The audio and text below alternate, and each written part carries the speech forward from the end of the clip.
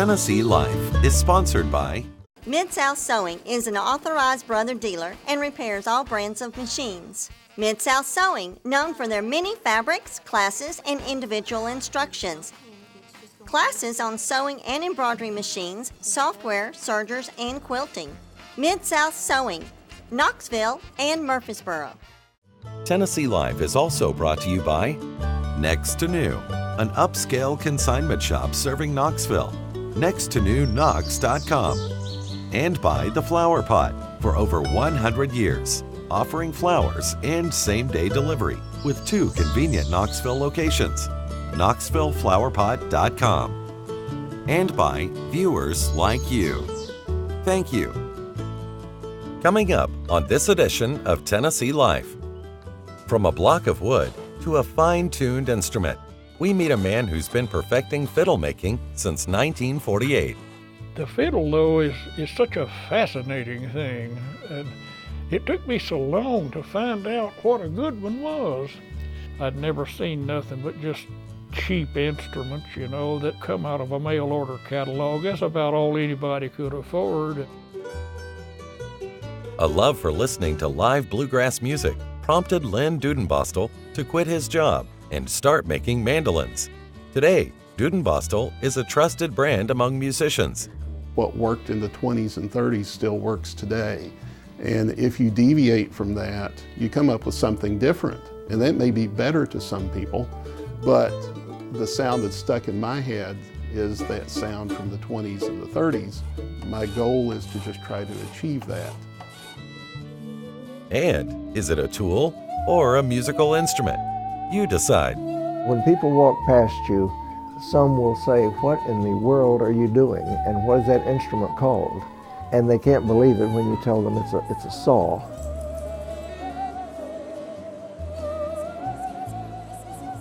Thanks for joining us for this edition of Tennessee Life. I'm Vicki Lawson. Music is very much a part of Tennessee culture. Our state is also home to several people who take pride in hand-making the stringed instruments that keep the traditional music alive. We start our musical journey by taking a trip to Rockwood, where on any given day you'll find Gene Horner carving fiddles on his family homestead.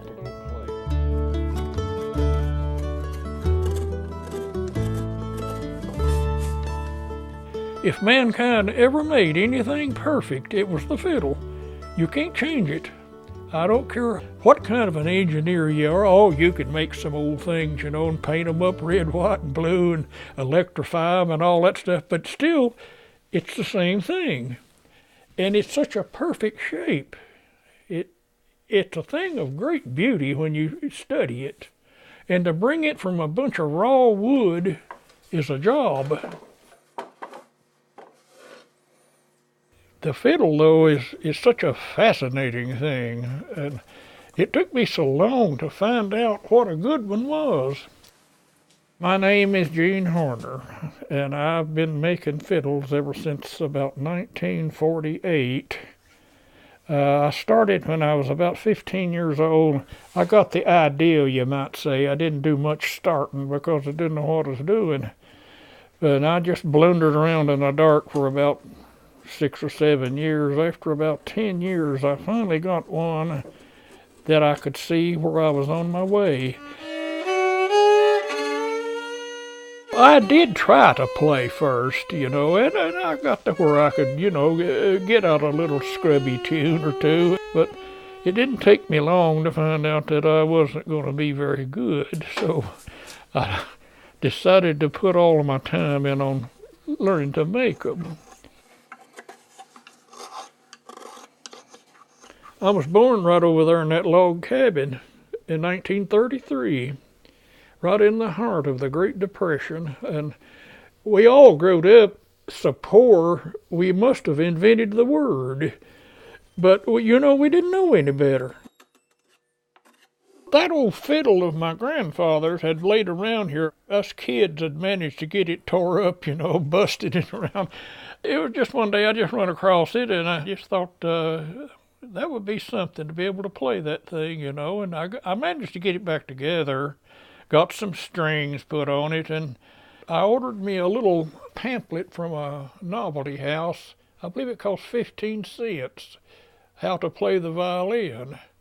And they had a little paper fingerboard you could put on it, showing you where the notes was, and I didn't know any better, so I learned to play My Bonnie Lies Over the Ocean on the thing. And I thought, all I had was the idea. And it took me a pretty good while to even find a good book. And I finally did run across a couple of books. One of them was, had been around for, I guess, 100 years, Violin Making as It Was and Is, by Ed Herwin Allen. And then all down through the years, it was just trial and error and watch and look. I didn't even know what a good one was. I'd never seen nothing but just cheap instruments, that come out of a mail order catalog. That's about all anybody could afford. And even musicians playing them, they didn't know the difference in them. And it just took a long time, but I was enjoying it. That's the whole key to the whole thing, was I enjoyed the learning process and trying out different things. Had to make a lot of tools, jigs and things that I couldn't afford to buy. I always liked to make things from the day I could remember, like make little whirly gigs and things, put them up, watch the wind blow in them. Since 1975, that's all I've done was musical instruments. I also made banjos, mandolins, made 6 violas, made 1 cello. I made 2 double basses, and that was a big job. Some people, it would make them feel a little more sophisticated, by calling it a violin, and it's all right, but it's still a fiddle. You could say violin, and that way you could jack the price up a little bit, But it's the same instrument, fiddle being an English word and violin an Italian word. So there's your difference. But as far as the instrument itself, they're the same. If you're examining a fiddle, the first thing you look at is the back to see how pretty it is. The fronts are always the same. They always have a spruce top. This violin here is made out of European wood. I've got about 2 weeks in it, I guess. I'm not done yet. It'll take me about 2 weeks to get it done. But then it won't be completed. It'll take another 2 or 3 weeks to get the varnish on it. There's so many little cuts has to be made. You have to set up a machine to do a cut. Then you have another machine to do another cut, and another, and another, and another. And it's just a long process. To make that bunch of pegs there, you're looking at least 2 weeks, starting from raw wood. I generally carve the scroll first. A lot of makers don't even carve their scroll anymore. You can buy them already carved, cheaper than you can ever carve one. But I just always done it because I wanted to. I've been fortunate to know some really top-notch musicians, and some of them are even playing my instruments. One of the best ones I know of is Kenny Sears in Nashville. He's the band leader for the Time Jumpers band. I don't know if you ever heard of them or not, but they're a really up-and-coming band, and they played Carnegie Hall in October. He's one of the top fiddle players in Nashville. You have to make a lot of them and get people playing them. If people don't play them, you ain't got much. So they say, how much is that? I said, well, was you wanting to buy it? No, I wasn't wanting to buy it. I said, well, it don't make any difference what price it is. I sold my first one for $15. I'll give you that price. Sometimes I keep them just because I like the looks of them. They're just a beautiful piece of work. I save them for people that want something different, My thoughts move towards doing a good job, and that was the biggest concern. And I just never did give it no thought. And then all of a sudden one day I decided I wished I knew how many I'd made. But it's too late now. And let somebody wonder about it someday. From one craftsman to another, Gene Horner encouraged a new generation of instrument makers. Gene's the guy that inspired me to do this. The story of Dudenbostel mandolins, next. and later, the man who knows how to make a saw sing.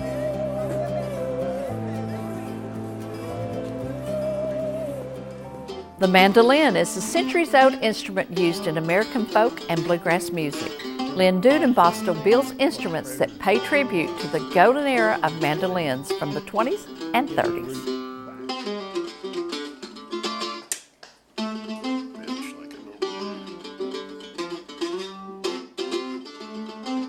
I pretty much taught myself to play mandolin.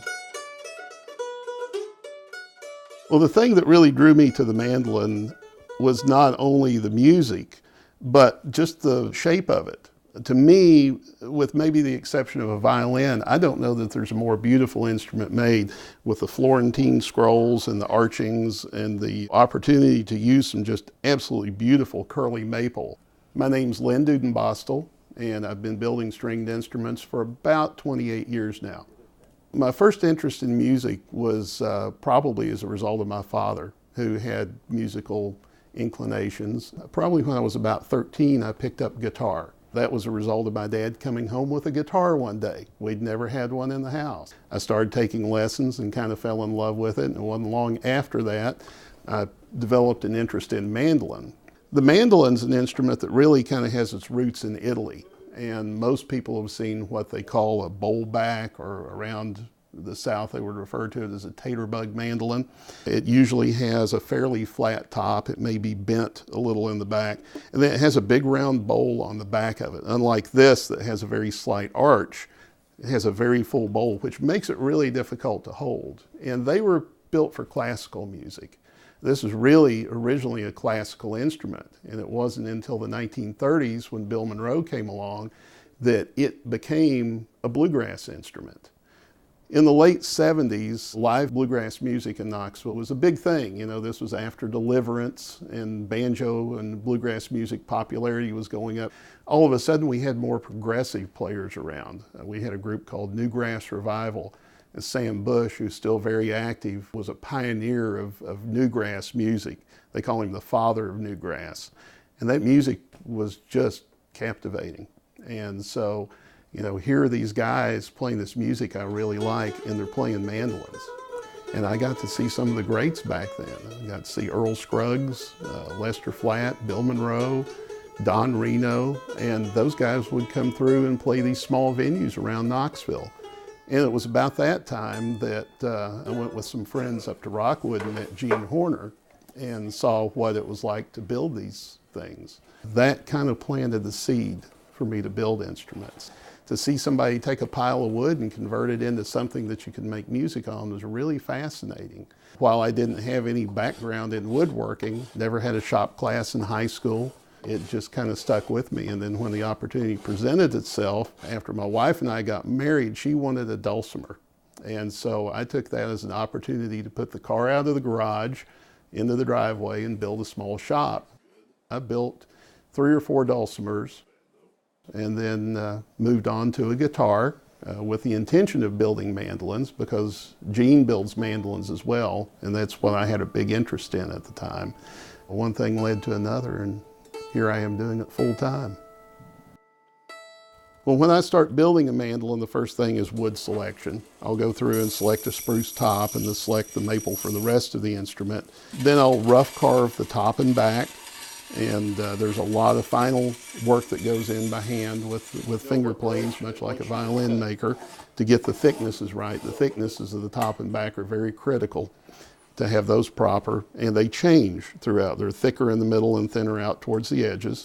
Much like a violin, mandolins are traditionally built with particular woods. And this type of mandolin traditionally has a spruce top, as do most all mandolins. And it wasn't until just a few years ago that I really found out why spruce was the preferred wood for most stringed instruments, and that's because sound travels through spruce faster than any other wood. And so it has very good acoustic properties. Once you get the body assembled, then you fit a neck to it. There's a dovetail joint that holds the neck into the body. It's glued in, so I'll rough that in. And then the binding, this decorative trim that goes around the edges. You have to route some of the wood away and glue that binding on. and then scrape it to get it everything level. There's a lot of sanding that goes on in every step. Then the neck gets carved, inlaid, and the veneer put on the back of the pig head.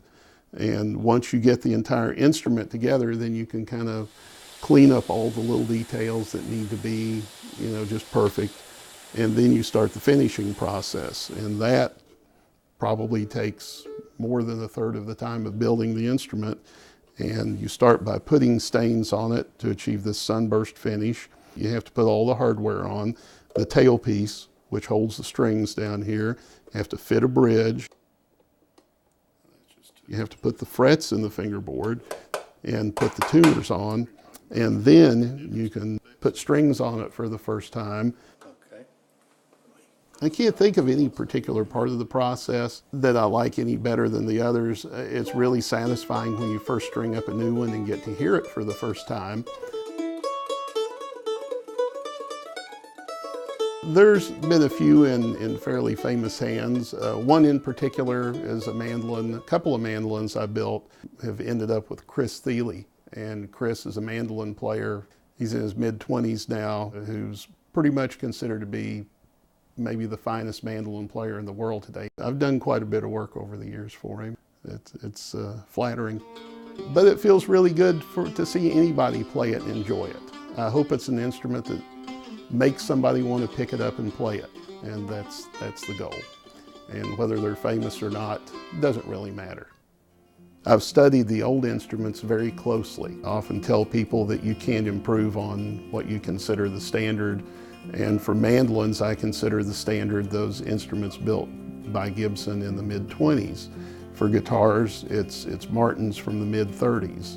And I've been very fortunate to be able to study a lot of those instruments. Friends have loaned me those vintage instruments, and I've taken measurements, made drawings from them. And basically what I've discovered is what worked in the 20s and 30s still works today. And if you deviate from that, you come up with something different. And that may be better to some people, but the sound that's stuck in my head is that sound from the 20s and the 30s. And my goal is to just try to achieve that.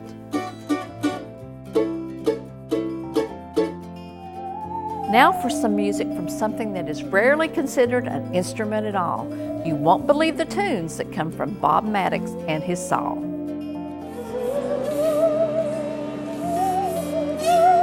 You get two reactions. When people walk past you, some will say, "What in the world are you doing? And what is that instrument called?" And they can't believe it when you tell them it's a saw. And quite a number will say they had a grandfather or a great-grandfather that played the saw, and they haven't heard it, for 40 years or 50 years. It's not a musical instrument, but it sure makes, I think, pretty music. Now, some people don't like the saw. Some people say it sounds spooky. Some say it sounds like an opera singer, a soprano singing. But I think it's just a neat sound. I'm Bob Maddox, and I've been playing the saw for 66 years now. The first time I heard it was a fellow playing it on stage, and I was just entranced with the sound of it. I thought it was the neatest sound. So I went home and got my dad's saw out and started messing with it until I figured out how to make sounds on it. And back then you didn't have the internet. You couldn't get on there and see how you play a saw. So you just had to kind of bang around till you figured it out. I started off with a hammer, and I've got a couple of specialized hammers that I play with occasionally. But when you play with a hammer, every time you change notes, you get a ping, ping, ping sound. And with a bow, it's just kind of continuous music. You can take a regular carpenter saw and play it. If you go to the hardware store and get a saw, maybe 90% are going to have a very dull, dead tone. 10% will have a good tone, and some are just, really great. But the saws you get at the hardware store are sharpened. That is, the teeth are offset, so if you play it, you're going to tear up your pants unless you lay a towel or something, on your trousers. I started and played for years with a carpenter saw, my dad's saw. It was a good saw. But then I started buying musical saws. I just love the sound of it. I love a soprano voice, and I love the vibrato of a soprano singing. And I can come close to that, I think, with the saw. Also, playing the saw is a lot like whistling. If you hear a tune or someone playing a song on the radio, you can join right in. Everything is by ear. Where if I were to play on the organ or play the saxophone, I couldn't play without looking at the music. And with a saw, you know, it's ready to go.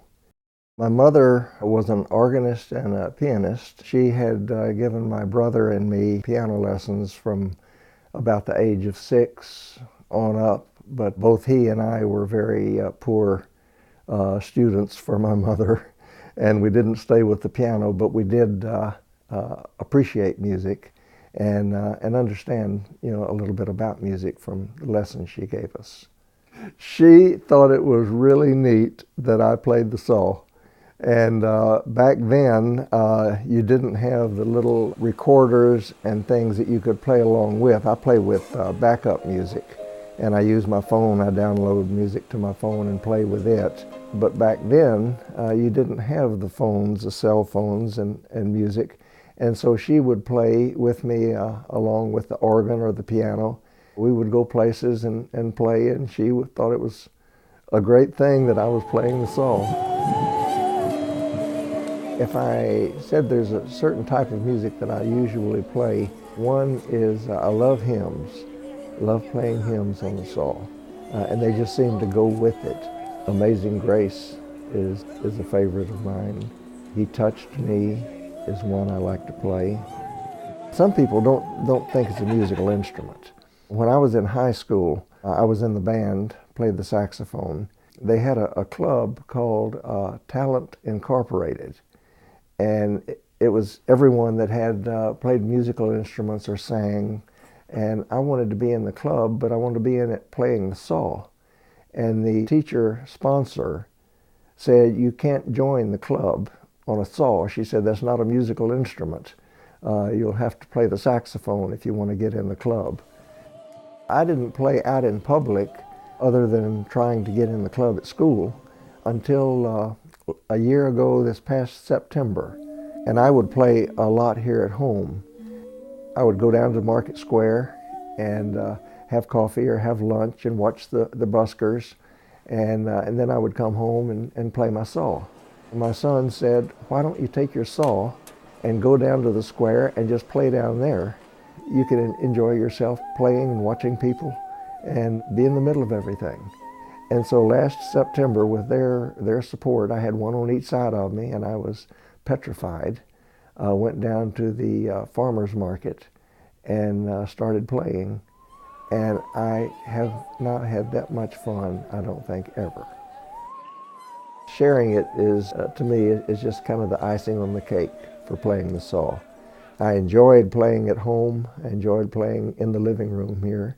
But when I started playing on the square, it just added so much more pleasure to the music. I enjoy it when people stop and listen when I'm playing downtown.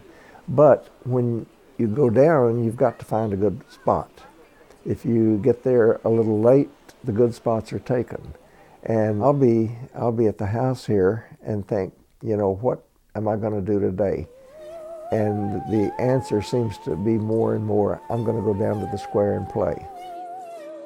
There are about 3 places I like to play, and the reason is those places all have outdoor dining.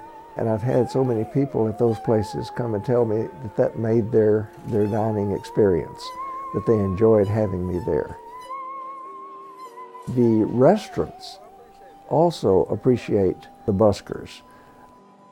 I came to the University of Tennessee and spent 29 years here in the Department of Management, and retired about 14 years ago from that. I've seen several of my former students when I'm playing down on the square, and a few of my former colleagues that come by when I'm playing, and the reaction is always the same. What in the world are you doing out here playing the saw? And I tell them I'm having the time of my life. When you're playing music, nothing else is of importance, just the music. It's been both an escape and a place to go when I wanted a good time.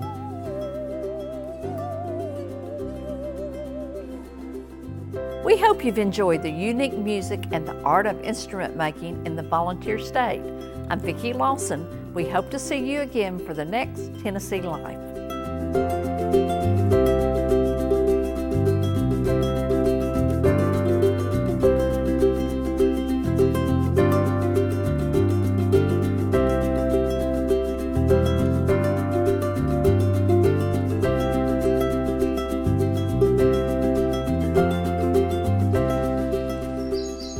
Tennessee Life is sponsored by Mid-South Sewing is an authorized brother dealer and repairs all brands of machines. Mid-South Sewing, known for their many fabrics, classes, and individual instructions. Classes on sewing and embroidery machines, software, sergers, and quilting. Mid-South Sewing, Knoxville and Murfreesboro. Tennessee Life is also brought to you by Next to New, an upscale consignment shop serving Knoxville. nexttonewknox.com, and by The Flower Pot, for over 100 years, offering flowers and same-day delivery with 2 convenient Knoxville locations, knoxvilleflowerpot.com, and by viewers like you. Thank you.